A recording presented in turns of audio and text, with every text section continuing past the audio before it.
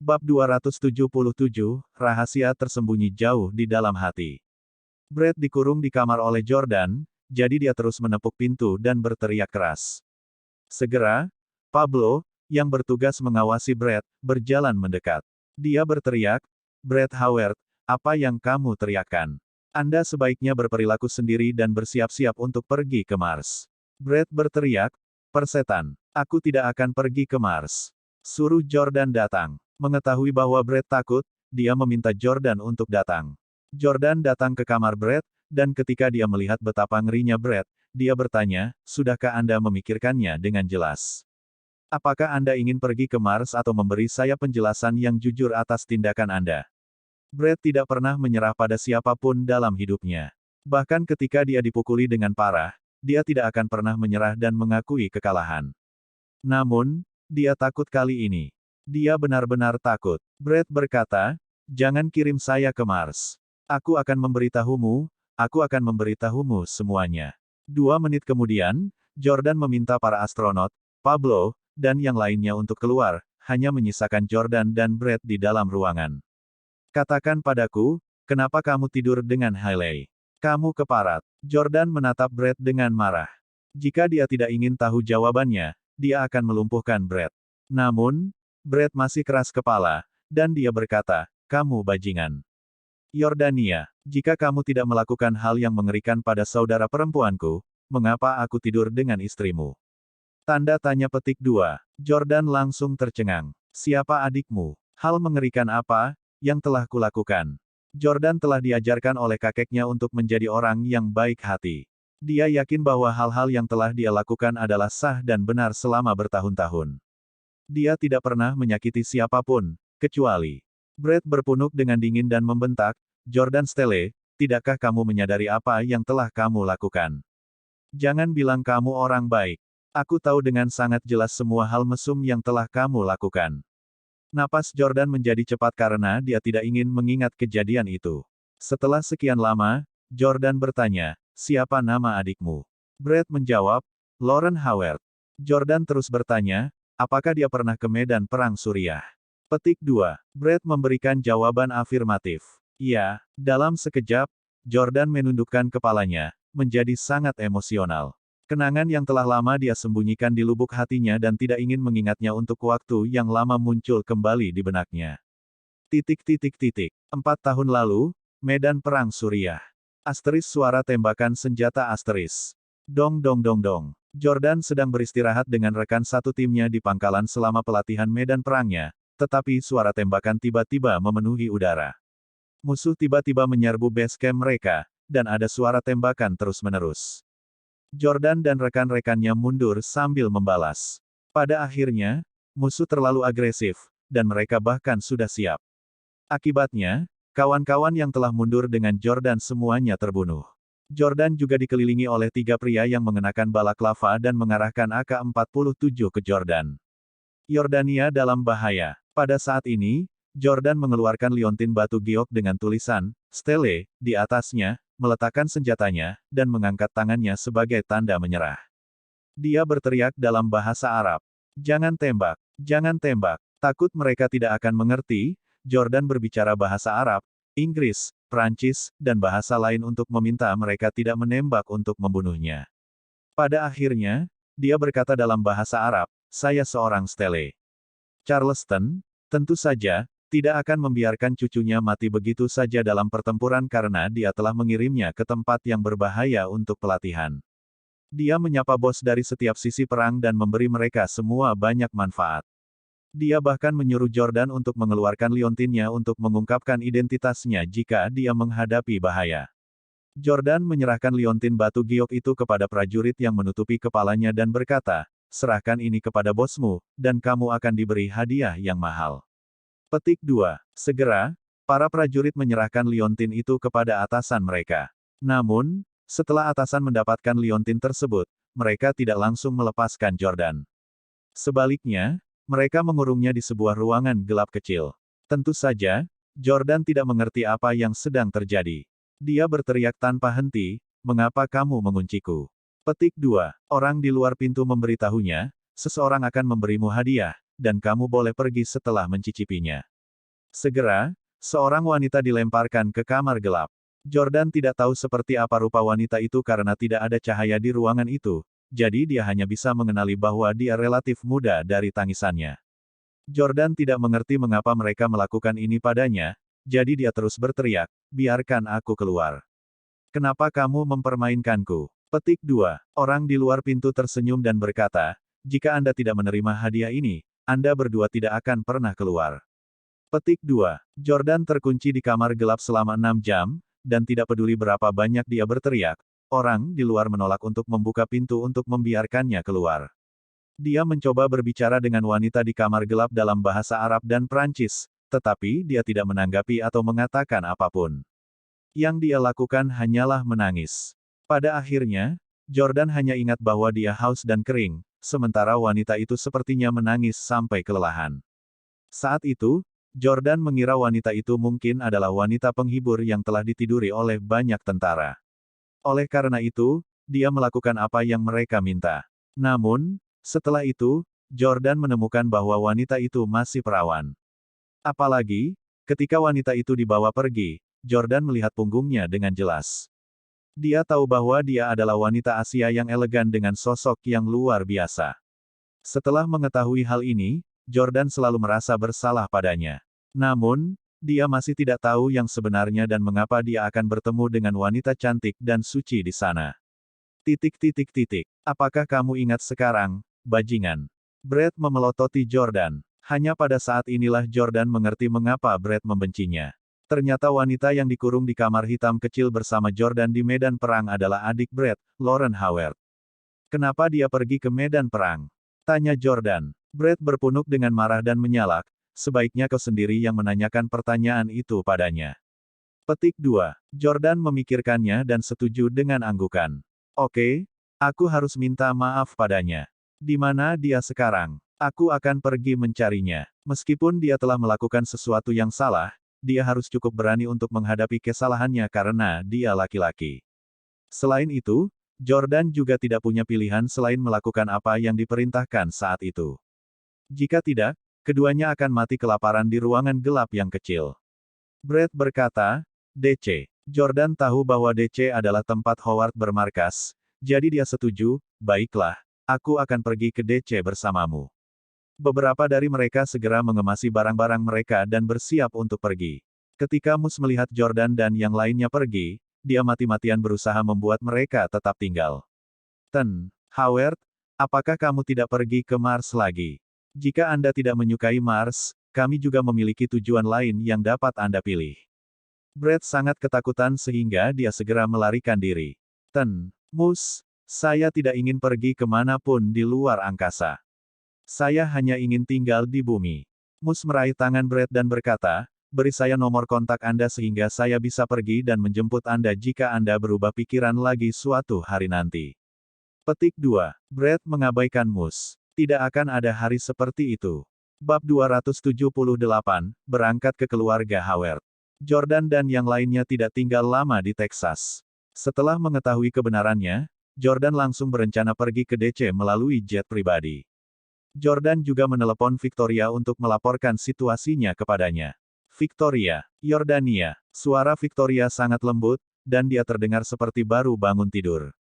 Maaf, Victoria, aku tidak bisa meneleponmu selama beberapa hari terakhir atau mengirimimu pesan. Aku terbang ke DC sekarang. Ada begitu banyak hal yang merepotkan untuk dilakukan. Mari kita bicara setelah kamu selesai menangani masalah itu, kata Victoria lembut. Iya, oke, aku akan menutup telepon sekarang. Setelah melamar Victoria, Jordan seharusnya menikmati tahap termanis dan paling bahagia dalam hubungannya. Namun, peristiwa ini terjadi satu demi satu. Pertama, hasil tes paternitas menunjukkan bahwa anak kembar Hailey bukan ayah darinya. Sekarang setelah dia akhirnya menemukan ayah Leah, Jordan menyadari bahwa ada lebih banyak cerita, yang secara mengejutkan terkait dengan kesalahan yang dia buat 4 tahun sebelumnya. Jordan terutama ingin menemui Lauren Howard sekarang untuk menanyakan situasinya dan meminta maaf padanya. Setelah beberapa jam terbang, Jordan dan yang lainnya tiba di DC. Setelah penerbangan berturut-turut, Jordan dan yang lainnya kelelahan. Meski ingin check-in ke hotel dan tidur, Jordan tetap memutuskan untuk menemui adik Brett, Lauren, dulu. "Di mana kakakmu tinggal?" tanya Jordan. "Ikutlah denganku sendiri. Jangan bawa bawahanmu," kata Brett.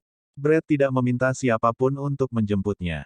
Sebagai gantinya, dia memanggil taksi, dan Jordan naik juga. Segera, mereka berdua tiba di dekat gerbang daerah perkotaan tertentu di mana beberapa rumah tua memiliki desain pintu kayu dan batu bata yang sangat tua. Jordan terkejut bahwa Lauren tinggal di sini. Sambil mendorong pintu kayu kecil berwarna merah, Jordan bertanya, "Bukankah keluarga Howard sangat kaya?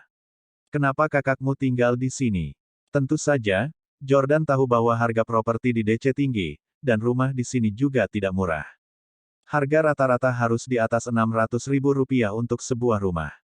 Namun, keluarga Howard sangat kaya dan harus tinggal di rumah bernilai jutaan dolar.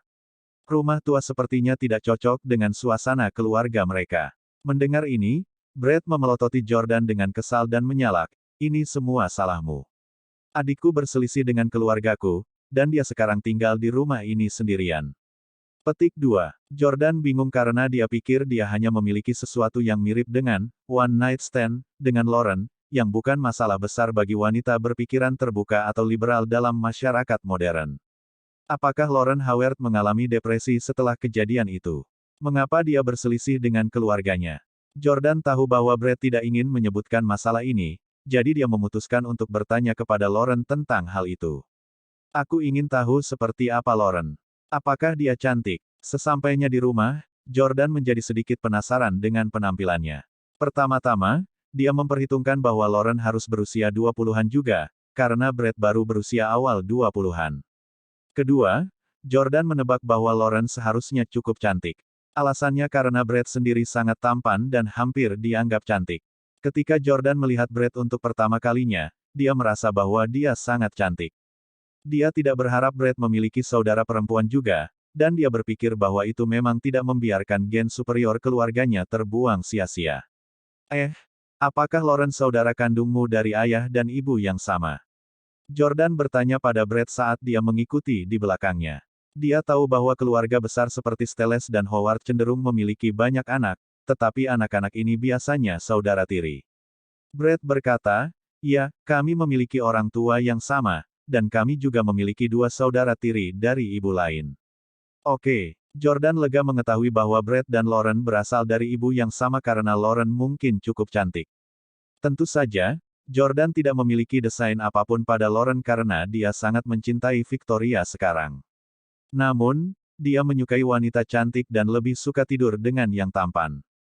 Ketika dia tiba di halaman, seorang gadis yang menyerupai pelayan berjalan mendekat dan menyapa, "Tuan Brett, kamu di sini." Petik 2. "Di mana adikku?" tanya Brett. Gadis itu menjawab, "Nona Lauren pergi menemui Tuan Howard." Jordan tersenyum. Keluarga ini cukup menarik. Brett tertegun sejenak. "Dia pergi ke tempat ayahku. Untuk apa dia di sana?" Dari nada suara Brett, dia tahu bahwa Lauren jarang mengunjungi ayahnya. Gadis itu menjawab, "Saya mendengar bahwa Tuan Howard telah mengatur kencan buta untuknya." Petik 2. Brett sangat marah. "Kakakku tidak pernah suka pergi kencan buta. Dia pasti ditipu lagi." Setelah mengatakan itu, Brett berbalik dan pergi. "Hei, kamu mau kemana?" tanya Jordan. Dia sedikit kecewa karena tidak bisa melihat Lauren.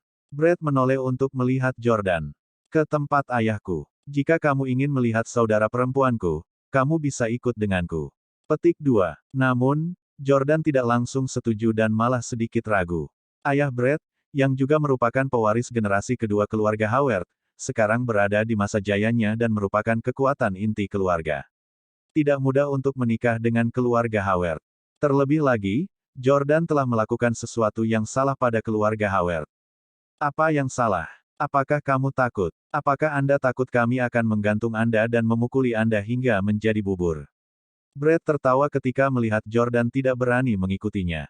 Dalam 2 hari terakhir, Jordan telah mengatakan bahwa dia akan mengirim Brett ke surga dan menghilangkan kejantanannya. Brett sangat senang melihat Jordan ketakutan. Jordan mencibir, "Brett, apa yang saya lakukan dengan saudara perempuan Anda, dan apa yang Anda lakukan dengan Hailey adalah masalah yang terpisah. Begitu aku menyelesaikan masalah antara aku dan adikmu, aku masih bisa menghajarmu sampai jadi bubur di depan keluarga Howard. Petik 2. Dia tidak takut pada Howard. Kapan Steles pernah takut pada siapapun? Brad tidak menyangka Jordan menjadi begitu tirani bahkan di wilayahnya di DC, tapi dia mengaguminya karena menganggapnya seperti laki-laki.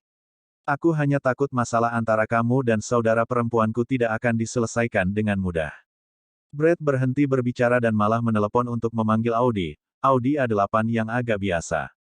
Sulit untuk mengatakan bahwa ada orang hebat yang mengendarai mobil itu.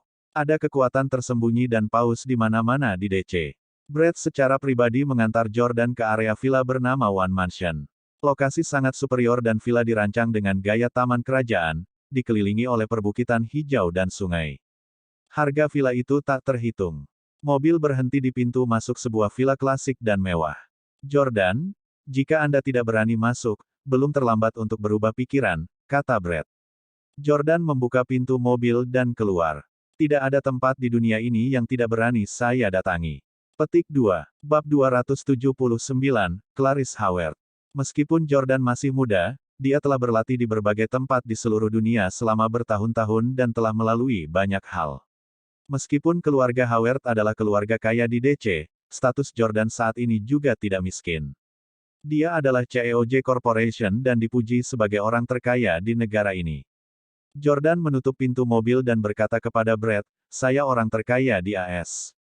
Saya khawatir keluarga Anda harus memandang saya ketika mereka melihat saya." Petik 2. Brad juga turun dari mobil, menutup pintu, dan tertawa terbahak-bahak. Kau benar-benar lucu. Jordan Stelle, perusahaan takeout buruk Anda hanya bernilai sedikit uang di negara ini. Percayai Anda untuk menyebut diri Anda orang terkaya. Anda hanya menikmati bootlicking dari Ryan Dunn, yang memuji Anda dan menyedot Anda. Anda bahkan tidak ada dalam daftar orang terkaya. Petik 2. Selain itu, bahkan jika Anda termasuk dalam daftar orang terkaya, kami tidak akan mengenali Anda atau bahkan mengakui Anda karena kami tidak pernah membaca daftar tersebut atau membeli majalah bisnis apapun. Petik 2. Kakek saya bahkan tidak mengizinkan saya menggunakan Twitter dan Instagram. Bahkan jika saya melakukannya, itu hanya untuk kami membaca berita, dan kami tidak akan pernah memposting atau membagikan apapun. Petik 2. Jordan Stelle, kamu dibesarkan di luar negeri, dan kamu bahkan tidak mengerti situasi di sini. Itu selalu merupakan hal yang baik untuk tetap low profile. Apakah menurut Anda orang-orang dalam daftar orang terkaya versi Forbes benar-benar orang terkaya di AS atau dunia? Omong kosong. Keluarga saya bahkan tidak repot-repot berada di daftar tersebut. Jika tidak, mereka akan menjadi yang teratas dalam daftar selama beberapa dekade terakhir. Jordan tahu sedikit tentang situasi di negara itu, dan memang seperti yang dikatakan Brad. Belum lagi keluarga Howard, bahkan Steles bisa dengan mudah menjadi yang teratas dalam daftar orang terkaya di dunia. Mereka hanya tidak repot-repot untuk bersaing. Sebelumnya, ia sempat memberikan dirinya gelar negara terkaya, hanya untuk membuat Hailey iri. Jordan berkata dengan tenang, lebih baik lagi jika mereka tidak mengenalku. Petik 2. Jordan tidak ingin berurusan dengan orang tua Brad. Dia hanya ingin bertemu Lauren dan meminta maaf padanya. Akan lebih baik jika dia tidak dikenali oleh keluarga Howard lainnya. Jordan suka tetap low profile. Karenanya, Jordan mengikuti Brad. Begitu mereka masuk, seorang pelayan membungkuk dan menyapa sambil tersenyum. Anda di sini, Tuan Brad. Petik 2. Iya, Brad berjalan cepat menuju aula villa seperti keturunan kaya. Melihat dari jauh, dia memperhatikan bahwa ada banyak orang di aula. Seorang wanita parubaya yang sangat elegan dan bermartabat sedang berbicara dengan seorang gadis seperti pelayan. Apa? Dia tidak akan keluar. Chris secara khusus datang ke sini untuk menemuinya. Bagaimana dia bisa menolak untuk melihatnya? Lanjutkan memintanya untuk keluar. Petik 2. Mendengar suara wanita parubaya yang bermartabat, Brad melangkah ke aula. Ayah, Mama, seru Brad pada dua orang parubaya di dalam. Wanita parubaya yang berbicara adalah ibu Brad.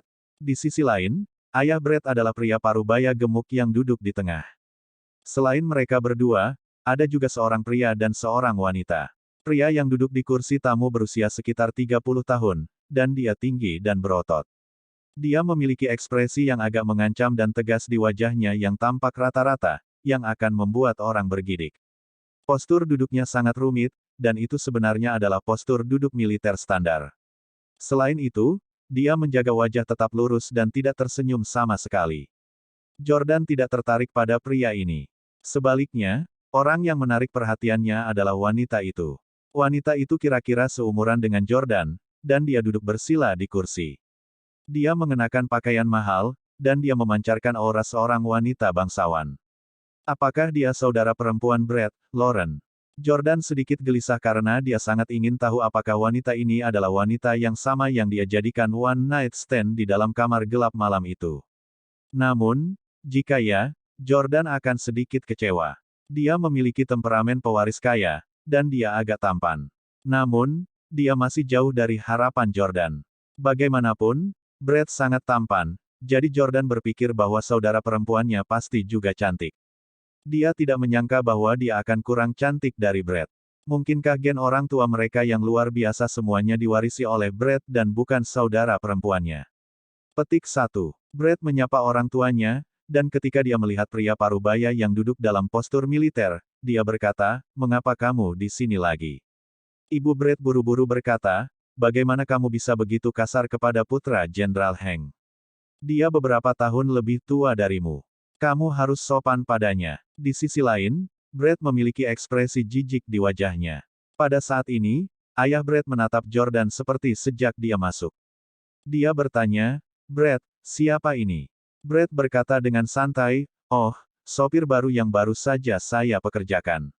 Ibu Brett bertanya, "Mengapa kamu membawa sopir masuk? Kita sedang membicarakan sesuatu yang penting di sini, minta dia pergi keluar untuk saat ini." Petik 2. Brett melirik Jordan dan berkata sambil tersenyum, "Tidak apa-apa, mari kita lanjutkan bicara. Jangan takut, aku penyelamat hidupnya, dan dia sangat setia padaku. Dia tidak akan berani melontarkan omong kosong tentang keluarga kita." Jordan diam-diam berpikir, "Sialan, kapan dia pernah menyelamatkan hidupku?" Petik 1. Aku menyelamatkanmu dari kematian. Saya harus menjadi dermawan Anda. Namun, Jordan tidak ingin berurusan dengan Howard sebagai keturunan ketiga Steles untuk saat ini. Karena mereka tidak mengenalinya, dia memutuskan untuk menghadapi mereka menggunakan identitas sebagai pengemudi untuk saat ini. Pada saat ini, ayah Brett bertanya, "Brett, saya mendengar dari pilot Anda bahwa Anda mengalami kecelakaan di Orlando, kan? Apa kakimu terluka saat kecelakaan itu?" Brett melambaikan tangannya dan berkata, "Oh, itu bukan masalah besar, hanya masalah sepele." Pada saat ini, pria parubaya yang duduk dengan postur militer tiba-tiba berseru, "Brett, kita juga akan menjadi keluarga di masa depan. Katakan siapa yang menyakitimu, dan aku akan membawa bawahanku untuk menghancurkannya." Bagaimana mendominasi? Ya, pria ini berbicara dengan sangat arogan. Petik 1. Brett bisa saja bergabung dengan pria ini untuk berurusan dengan Jordan, tapi dia tidak ingin membicarakannya sama sekali. Sebaliknya, dia merasa sangat jijik. "Chris Hank, siapa yang akan menjadi keluarga denganmu? Apakah kakak saya setuju? Ini hanya angan-angan di pihak Anda." Petik 2. Saat menyebut saudara perempuan Brett, Jordan tidak bisa menahan diri untuk tidak melihat wanita yang duduk di sebelah Chris lagi. Wanita yang diduga Brett adalah adik Brett, juga menatap Jordan. Dia tiba-tiba berkata, "Brett, dari mana kamu mendapatkan sopir bejat seperti itu?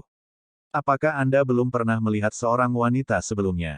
Berapa kali Anda menatap wajah saya sejak Anda memasuki pintu? Kamu tidak punya sopan santun sama sekali." Petik 2. Ada banyak aturan di sini, dan bahkan ketika seseorang ingin melihat orang lain, mereka tidak boleh melongol langsung ke arah mereka. Ada banyak etiket yang terlibat juga. Jordan tidak terbiasa dengan aturan seperti itu. Dia hanya tahu bahwa dia mengira wanita itu adalah Lauren Howard, jadi tujuannya adalah untuk meminta maaf padanya. "Kalau begitu, siapa lagi yang harus saya lihat?" Namun, kata-katanya yang kasar membuat Jordan benar-benar kecewa. Jordan masih ingat suara lembut wanita itu di kamar kecil yang gelap 4 tahun lalu. Bahkan setelah satu malam berdiri dengan Jordan, dia tidak memarahinya sama sekali. Pada saat ini, Brett tiba-tiba tertawa dan berkata, "Clarice Howard, kamu seharusnya senang bahwa seorang pria sedang menatapmu. Bukankah selama ini kamu selalu iri dengan kecantikan adikku?" Jordan kaget saat mengetahui bahwa wanita ini bukanlah adik kandung Brett, Lauren Howard, melainkan Clarice. Dia adalah saudara tiri Brett. Bab 280, Mengapa itu kamu? Jordan menghela napas panjang lega karena dia senang bahwa dia bukan Lauren. Dia tidak ingin ada hubungannya dengan wanita seperti dia yang jelas-jelas anak manja. Jordan meminta maaf kepada Clarice. Maaf, saya pikir Anda adalah saudara perempuannya. Mendengar, sopir, Brett mengatakan bahwa Clarice menjadi lebih cemburu. Selama ini, orang-orang di lingkaran kelas atas DC hanya akan memperhatikan Lauren dan tidak pernah Clarice. Sekarang, bahkan seseorang yang dia pikir hanya seorang sopir rendahan sebenarnya mengambil 2 kali lipat padanya hanya karena dia mengira dia adalah Lauren. Bagaimana dia bisa mentolerir itu? Clarice sangat marah, tetapi dia juga tidak bisa kehilangan kesabaran. Oleh karena itu, dia melontarkan kata-kata sambil tersenyum. Hah, memang benar aku tidak secantik Lauren, tapi jadi bagaimana jika Lauren cantik? Apa yang pernah dia lakukan untuk keluarga kita? 4 tahun yang lalu, kami mengatur aliansi pernikahan untuknya, tetapi dia menolak untuk setuju dan bahkan melarikan diri. Apa yang terjadi pada akhirnya? Dia hamil ketika dia kembali, dan dia bahkan tidak tahu siapa ayah bayi itu. Yah, tidak apa-apa, semua orang membuat kesalahan ketika mereka masih muda, dan dia bisa saja melakukan aborsi. Petik 2. Namun, dia menentang keinginan ayah dan bersikeras melahirkan anak haram itu. Dia tidak hanya menjaga bayinya, tetapi dia juga bersikeras bahwa dia tidak akan pernah menikah lagi dalam hidup ini dan memutuskan untuk menghabiskan sisa hidupnya hanya dengan anak itu. Dia menolak untuk pergi kencan buta dengan siapapun atau bahkan melihat siapapun. Dia sekarang memiliki seorang putri berusia 3 tahun, dan orang mana dari latar belakang keluarga yang sama seperti kita yang bersedia menikahinya. Chris adalah satu-satunya orang yang begitu setia padanya. Tapi hari ini, dia menolak bertemu Chris karena dia ada di sini untuk menemuimu. Dia bahkan tidak akan menunjukkan kesopanan dasar. Betapa kasarnya dia. Clarice mulai membuat daftar semua dosa Lauren. Jordan sekali lagi terkejut mendengar kata-kata Clarice. Lauren Howard hamil. Mungkinkah itu anak saya? Jordan tidak tahu apakah anak haram itu dihasilkan dari pertemuan intim yang dia lakukan dengan Lauren saat itu. 3 tahun. Saya punya anak perempuan berusia 3 tahun. Jordan agak gusar. Dia awalnya hanya berencana untuk meminta maaf kepada Lauren setelah bertemu dengannya hari ini. Dia tidak berharap mengetahui bahwa dia memiliki seorang putri berusia 3 tahun. Pada saat ini, orang tua Brett tampak sangat cemberut. Ibu Brett berseru, Chris, jangan khawatir, aku akan naik ke atas sekarang dan menyeretnya ke bawah jika harus. Petik 2. Namun, Brett tiba-tiba menghentikan ibunya. Hei, Bu, jangan berakhir berdebat dengan Lauren nanti. Biarkan sopir pergi. Petik 2. Sopirmu. Semua orang menatap Jordan. Jordan juga sedikit terkejut. Ketika Chris memandang Jordan, ada permusuhan dan permusuhan yang jelas di matanya. Alasannya adalah Jordan baru saja mengatakan kepada Clarice bahwa dia telah menatapnya hanya karena dia mengira dia adalah Lauren. Sebagai tunangan, masa depan Lauren, dia tidak akan membiarkan pria lain berani mengingini wanita yang sangat dia cintai. Clarice tertawa dan bertanya, dia bisa menjatuhkan Lauren. Potong itu. Bahkan jika kamu mencoba meyakinkannya sendiri, kamu mungkin tidak bisa membuat kakakmu turun.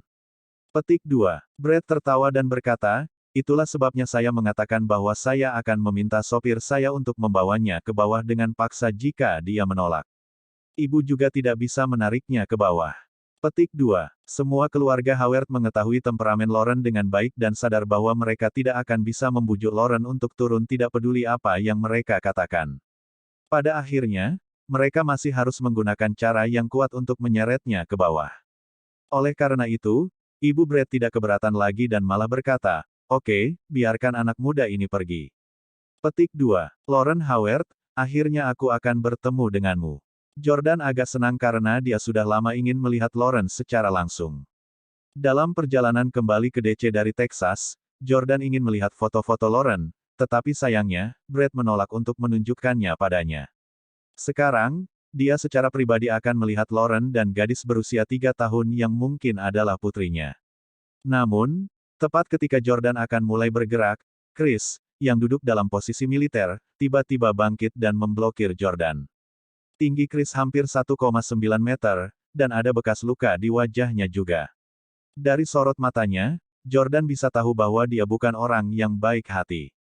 Apa masalahnya? Tanya Jordan. Meskipun Jordan lebih pendek dari Chris dan mengasumsikan identitas seorang sopir sekarang, auranya tidak kalah mendominasi daripada Chris saat ini.